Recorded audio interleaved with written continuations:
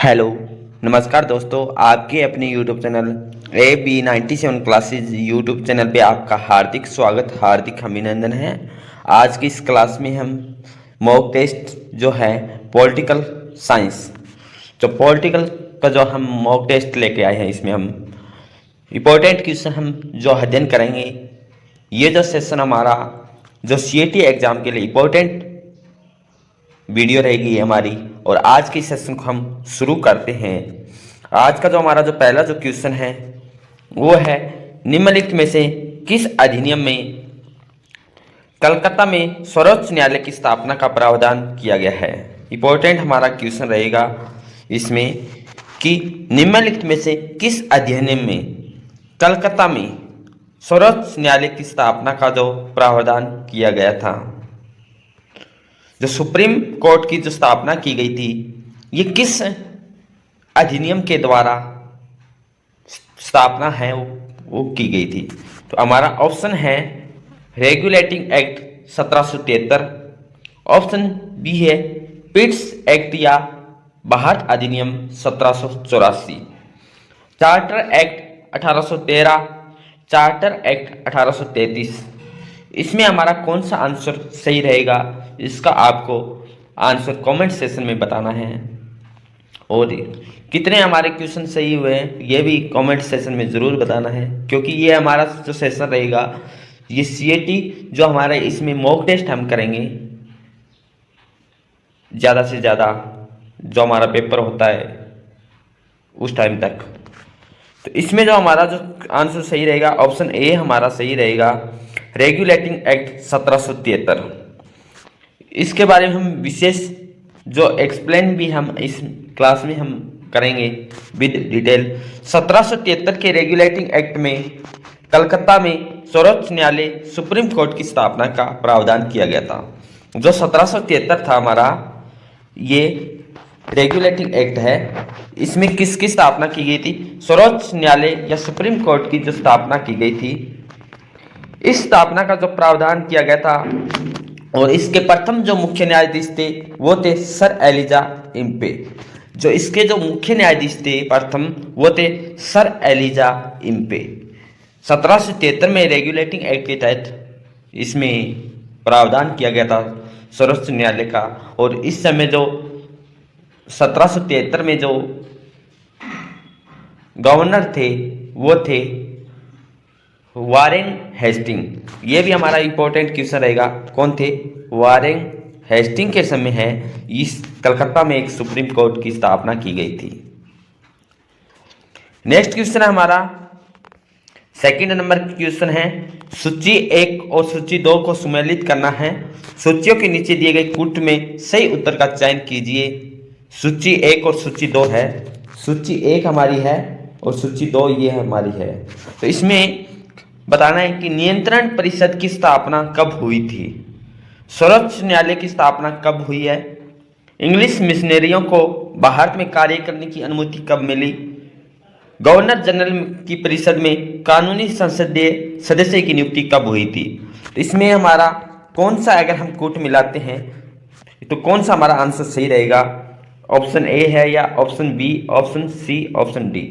अगर बात करते हैं इसमें हमारा आंसर की, तो सबसे पहले हम बात कर देते हैं कि हमें जो अभी हमने अध्ययन करा जो सर्वोच्च न्यायालय की जो स्थापना हुई थी वो हुई थी जो नियामक या नियम अधिनियम 1773, रेगुलेटिंग एक्ट 1773 है। बी का जो हमारा है वो है 1। अगर हम ऑप्शन में जाते हैं बी का 1 तो हमें एक ही आंसर आता है ऑप्शन बी, क्योंकि बी का जो 1 है वो हमें एक में ही दिखाई दे रहा है। तो नियंत्रण परिषद की जो स्थापना की गई थी वो की गई थी पिट्स भारतीय अधिनियम 1784। इंग्लिश मिशनरियों को भारत में कार्य करने की जो अनुमति मिली थी वो मिली थी चार्टर अधिनियम 1813।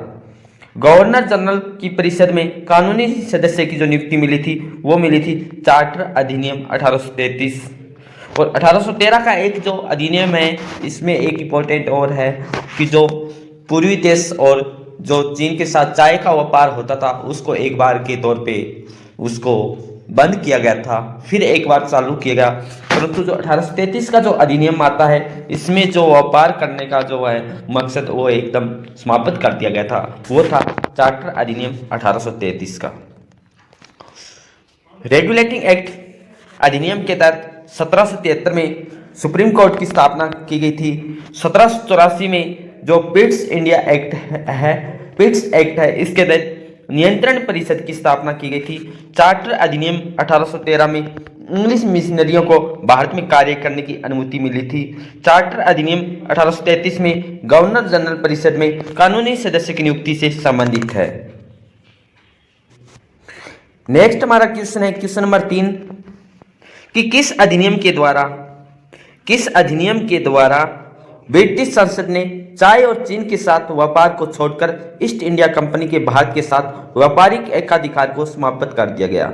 इंपॉर्टेंट क्वेश्चन हमारा है कि किस अधिनियम के द्वारा ब्रिटिश संसद ने चाय और चीन के साथ व्यापार को छोड़कर ईस्ट इंडिया कंपनी को भारत के साथ व्यापारिक एकाधिकार को समाप्त कर दिया गया था।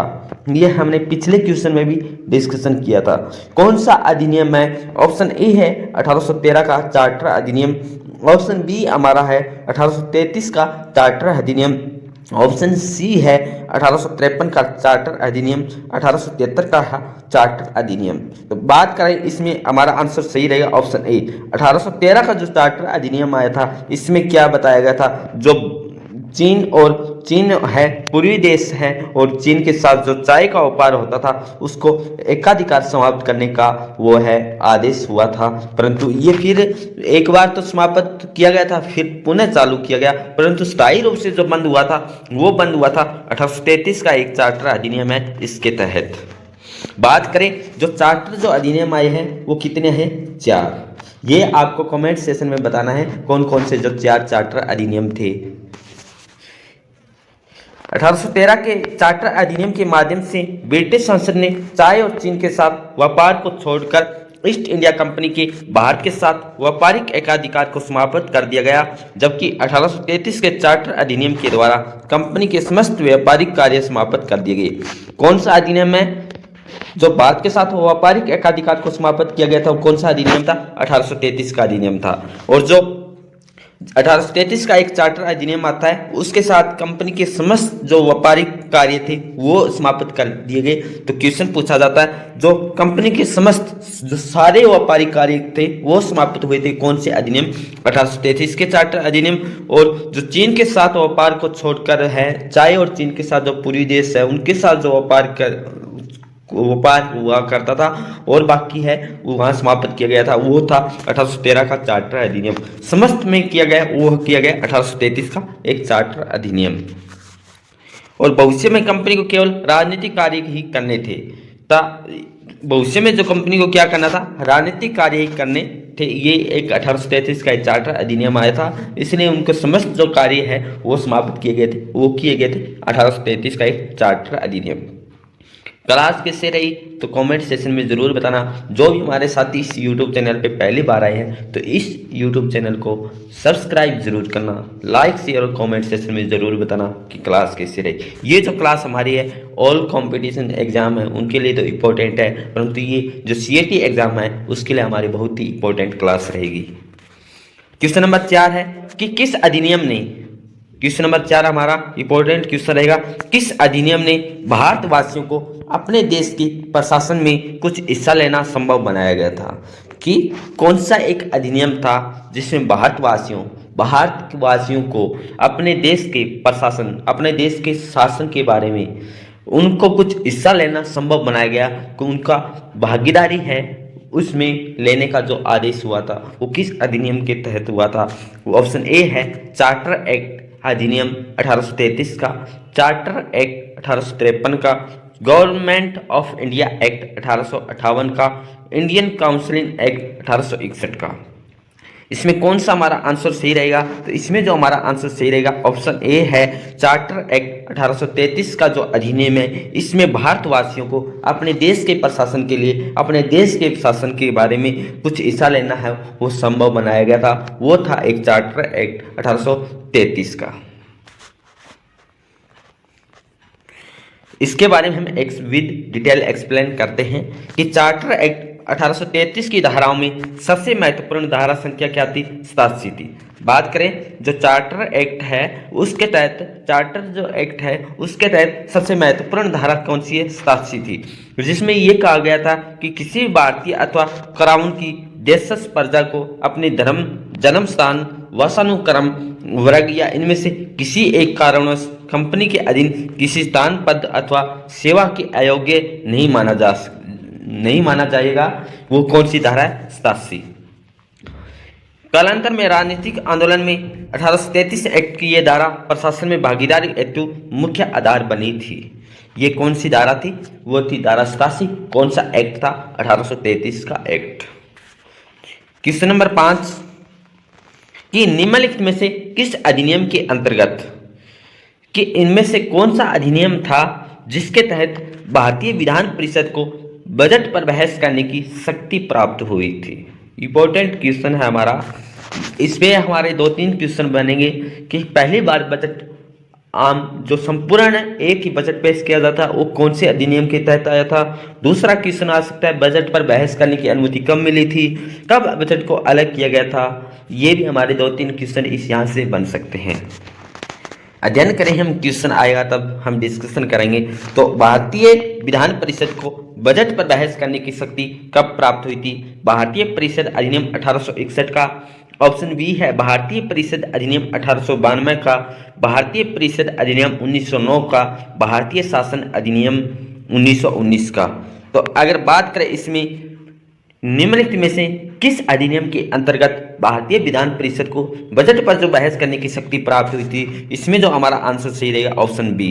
ऑप्शन बी भारतीय परिषद अधिनियम 1892 का जो था इसमें बजट पर बहस करने की जो शक्ति वो प्राप्त हुई थी।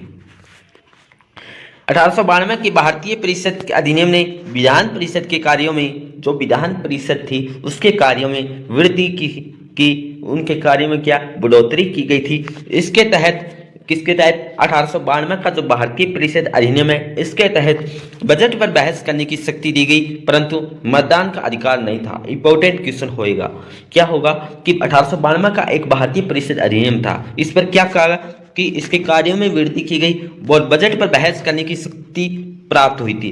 क्या मतदान करने की भी अनुमति हुई थी? तो हमारा आंसर आएगा नो, नहीं। जो है मतदान करने की अनुमति नहीं हुई थी, सिर्फ क्या हुआ था बजट पर बहस कर सकते हैं। वो कौन सा अधिनियम था? 1892 का भारतीय परिषद अधिनियम था। इस अधिनियम के तहत कार्यपालिका से प्रश्न पूछने की अनुमति दी गई थी। इंपॉर्टेंट यहाँ से क्या क्वेश्चन स्टेटमेंट है हमारे जो बन सकते हैं, और जो Haryana staff selection commission HSSC है ज़्यादातर स्टेटमेंट से क्वेश्चन पूछती है। तो क्वेश्चन हमारा बन सकता है कि इनमें से कौन सा हमारा कथन सत्य या असत्य है। तो क्या क्वेश्चन पूछा जा सकता है कि 1892 का एक अधिनियम है भारतीय परिषद अधिनियम के तहत, इसके बारे में सही या गलत बताएं। तो क्वेश्चन पूछा जा सकता है कि विधान परिषद के कार्यों में वृद्धि की गई, उनके शक्ति में बढ़ोतरी की गई और उस पर बहस करने की जो है बजट पर बहस करने की अनुमति मिली थी। तो ये हमारा सही रहेगा। परंतु मतदान करने का अधिकार मिला था नहीं, परंतु हमें मतदान करने का अधिकार नहीं मिला था। मतदान नहीं कर सकते परंतु बजट पर बहस कर सकते हैं। और इस अधिनियम के तहत क्या कार्यपालिका से प्रश्न पूछने की अनुमति नहीं मिली थी? नहीं जी, क्या हमें अनुमति मिली है किसपे? कार्यपालिका में जो प्रश्न हम पूछ सकते हैं, परंतु मतदान हम नहीं कर सकते बजट पर, और बजट पर बहस हम कर सकते हैं। वो कौन सा अधिनियम था? वो अधिनियम 1892 का एक भारतीय परिषद अधिनियम था।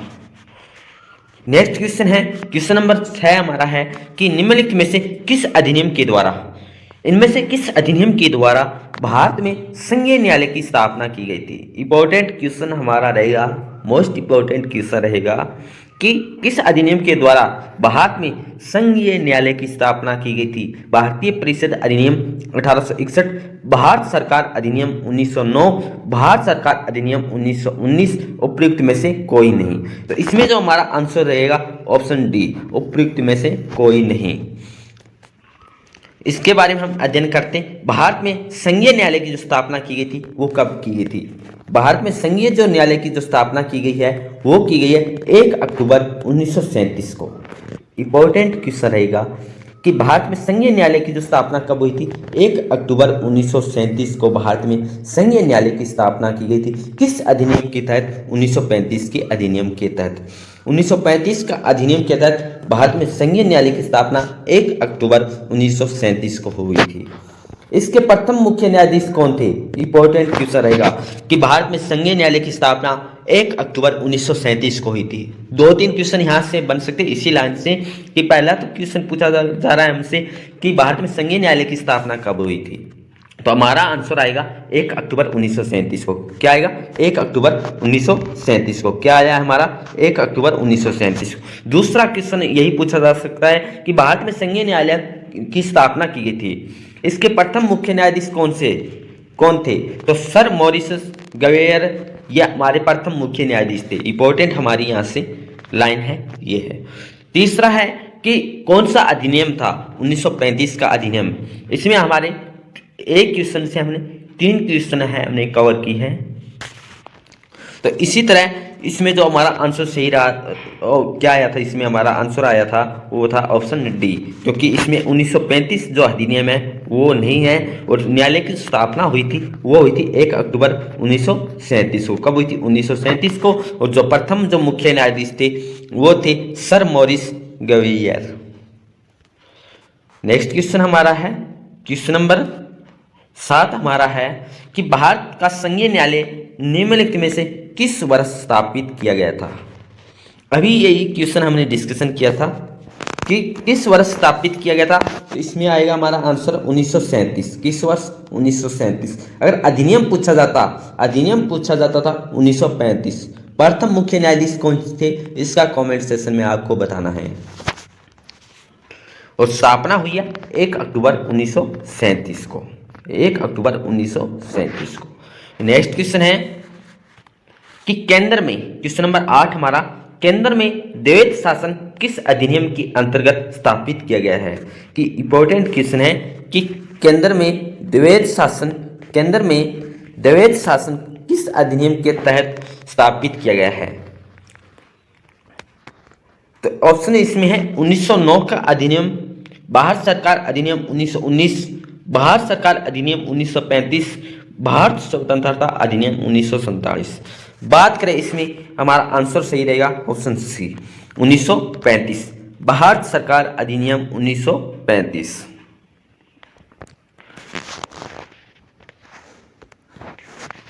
भारत सरकार अधिनियम 1935 के अंतर्गत केंद्र में द्वैध शासन, एक नए अखिल भारतीय संघ की स्थापना और प्रांतों में द्वैध शासन व्यवस्था को समाप्त करने का प्रावधान किया गया था। इंपॉर्टेंट हमारा क्वेश्चन है, यहाँ से बन सकते हैं कि केंद्र में द्वैध शासन किस अधिनियम के तहत केंद्र में पूछा जा रहा है, तो 1935।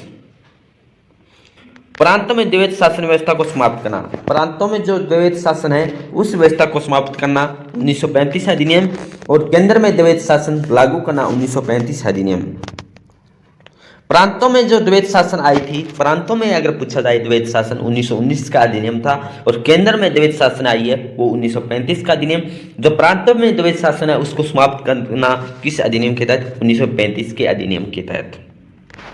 केंद्र में द्वैध शासन के तहत संघीय विषय को कितने भागों में बांटा था? 2 भागों में, आरक्षित रिजर्व और जो ट्रांसफेरेड सब्जेक्ट है, हस्तांतरित विषय है, वो 2 भागों में इसको बांटा गया था।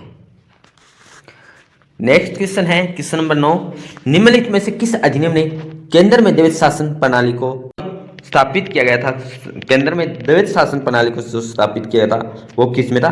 तो इसमें हमारा आंसर रहेगा ऑप्शन ए 1935। अगर पूछा जाता प्रांतों में आता 1919, प्रांतों में अगर पूछा जाता तो 1919, अगर केंद्र में पूछा है तो वो 1935। नेक्स्ट क्वेश्चन है हमारा कि 1919 के भारत शासन अधिनियम की निम्नलिखित में से कौन सी प्रमुख विशेषता थी? कि 1919 का भारत शासन अधिनियम आता है, इसमें कौन सी प्रमुख विशेषता थी? नंबर 1 है प्रांतों की कार्यकारिणी सरकार में द्वैध शासन की, प्रांतों में जो द्वैध शासन की व्यवस्था की गई थी। तो ये तो हमारा क्वेश्चन सही हो सकता है कि 1919 में क्या हुआ था कि द्वैध शासन लागू किया गया था, और केंद्र में क्या हुआ था, 1935 में हुआ था। मुसलमानों के लिए पृथक सांप्रदायिक निर्वाचन मंडलों की व्यवस्था, तो ये तो 1909 में हुआ था। केंद्र द्वारा प्रांतों को विधायी शक्ति का हस्तांतरण किया गया था, वो किस में किया था, 1919 में। तो इसमें हमारा जो सही आंसर रहेगा वो रहेगा ऑप्शन सी, 1 और 3। क्या रहेगा, 1 और 3 है, ये हमारा सही रहेगा। कि बाहर शासन अधिनियम 1919 के तहत ब्रिटिश संसद के द्वारा पारित अधिनियम, जिसका उद्देश्य भारतीय शासन में भारतीयों की भागीदारी को बढ़ाना। इस अधिनियम के भारतीय सचिव कौन थे? भारतीय सचिव अगर पूछा जाए 1919 के, वो थे मॉन्टेग्यू, और वायसराय कौन थे? Lord Chelmsford. कौन थे? वायसराय कौन थे? लॉर्ड चैम्सफोर्ड थे। और जो सचिव कौन थे? एडविन। जो मॉन्टेग्यू है वो सचिव थे और वायसराय थे लॉर्ड चैम्सफोर्ड। और के कार्यकाल में पारित किया गया कौन सा अधिनियम? 1919 अधिनियम। इस अधिनियम 1919 अधिनियम के तहत राज्य में द्वैध शासन की स्थापना की गई थी। क्या है? इस अधिनियम के द्वारा जो प्रांतों में है द्वैध शासन, और केंद्र में अगर पूछा जाए तो 1935। प्रत्येक राज्य में राज्य के प्रशासन को 2 श्रेणियों में बांटा गया था, आरक्षित और हस्तांतरित। इस प्रकार हस्तांतरित विषयों के संबंध में केंद्र द्वारा प्रांतों को विधायी शक्ति का जो है, विधायिका जो शक्ति है, उसका हस्तांतरण किया गया था। तो इसलिए हमारा 1 और 3 जो कूट है वो सही था। और बात करें मुसलमानों के लिए जो है पृथक सांप्रदायिक निर्वाचन की जो व्यवस्था की गई थी, वो 1909 के लिए की गई थी। कौन सा अधिनियम था? 1909 अधिनियम था। अधिनियम के तहत केवल जारी रही, बल्कि इसके सिखों, यूरोपियों, भारतीय ईसाइयों, एंग्लो इंडियन के लिए भी विस्तारित किया गया था।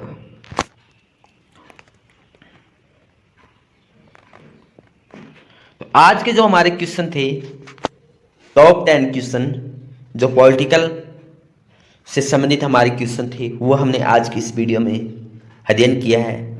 तो अपना स्कोर है कमेंट सेक्शन में ज़रूर बताना। इंपॉर्टेंट हमारे क्वेश्चन थे, क्योंकि यहाँ से हमारे क्वेश्चन 1-2 क्वेश्चन हमारे यहाँ से बन सकते हैं।